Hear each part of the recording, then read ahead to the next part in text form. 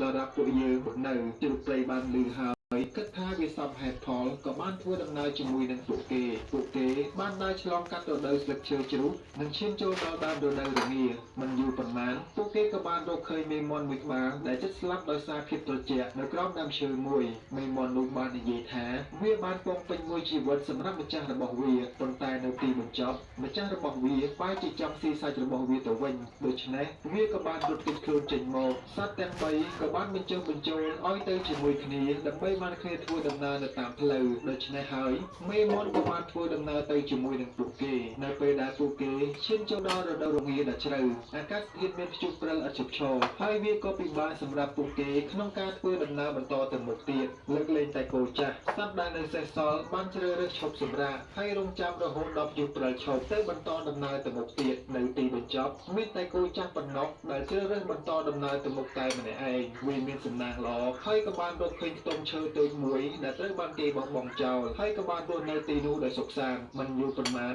ជាងក៏បានរកឃើញកន្លែងនោះគោក៏បានអនុញ្ញាតឲ្យវារស់នៅជាមួយគ្នាបន្ទាប់មកជួបព្រៃនិងមេមាន់ក៏បានមកដល់ហើយក៏បានរស់នៅជាមួយគ្នាផងដែរផ្ទះដែលធ្លាប់តែស្ងាត់ជ្រងំក៏បានคล้ายទៅជារស់រវើកឡើងវិញប៉ុន្តែកញ្ជ្រោងក្បាលក៏បានចាប់អារម្មណ៍នឹងមេមាន់នៅក្នុងផ្ទះនោះគ្រាន់តែពេលដែលវាកំពុងតែត្រៀមវាយប្រហារជ្រូកព្រៃក៏បានបើកទ្វារហើយបុកកញ្ជ្រោងនោះជៀសចេញទៅខាងក្រៅដោយមិនបានបោះបង់គំនិតអាក្រក់កញ្ជ្រោងក៏បានទៅរកឆ្កែចចកចាស់ហើយចង់ឲ្យវារួមដៃជាមួយគ្នាដើម្បីចាប់មេមាន់នៅក្នុងផ្ទះនោះនៅពេលដែលឆ្កែចចកបានថានឹងជ្រូកព្រៃ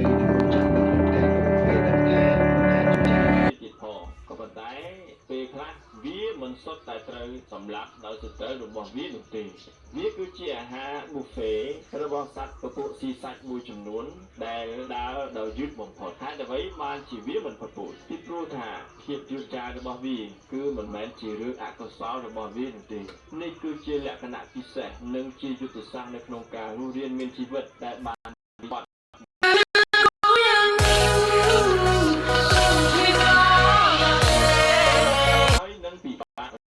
ដើម្បីរស់រានមានជីវិតទៅលើអាហាររូបធម្មបែបនេះសត្វស្លុតបានវិវត្តទៅជាការកាយរបស់វាដោយល្អឥតខ្ចោះសត្វពពួកស៊ីសាច់ដូចជាឥន្ទ្រីឬក៏ខ្លាគឺវាមានភ្នែកដែលបានធម្មជាតិមកសម្រាប់សម្គាល់ទៅលើសត្វណាដែលមានចលនាលឿនសត្វស្លុតនេះពេលខ្លះគឺវាព្យួរខ្លួននៅស្ងៀមនៅដើមឈើដែលរូបរាងកាយរបស់វាលាយឡំទៅនឹងមែកឈើឬក៏ដើមឈើតែគ្របដណ្ដប់ទៅដោយសារ៉ាយបៃតងហើយសត្រូវរបស់វាគឺតែមិនអាចបែងចែកថាជាដុំឈើមែកឈើឬក៏ស្លឹកឈើហើយអ្នកនរគ្នាពុំច្រឡំថាភាពយឺតរបស់វាគឺជាភាពទន់ខ្សោយសត្វស្លុតមានបំពាក់មកដោយកញ្ញាំជើងដូចជាទំពក់វែង3អិញពួកវាគឺមិនមែនសម្រាប់ប្រយុទ្ធទេក៏ប៉ុន្តែពួកវាគឺសម្រាប់ចាក់សោខ្លួនវាទៅនឹងមែកឈើជាអចិន្ត្រៃយ៍ការក្តាប់របស់វាខ្លាំងណាស់វាអាចព្យួរខ្លួនវាពីដើមឈើបានសូម្បីតែបន្ទាប់ពីវាស្លាប់ក៏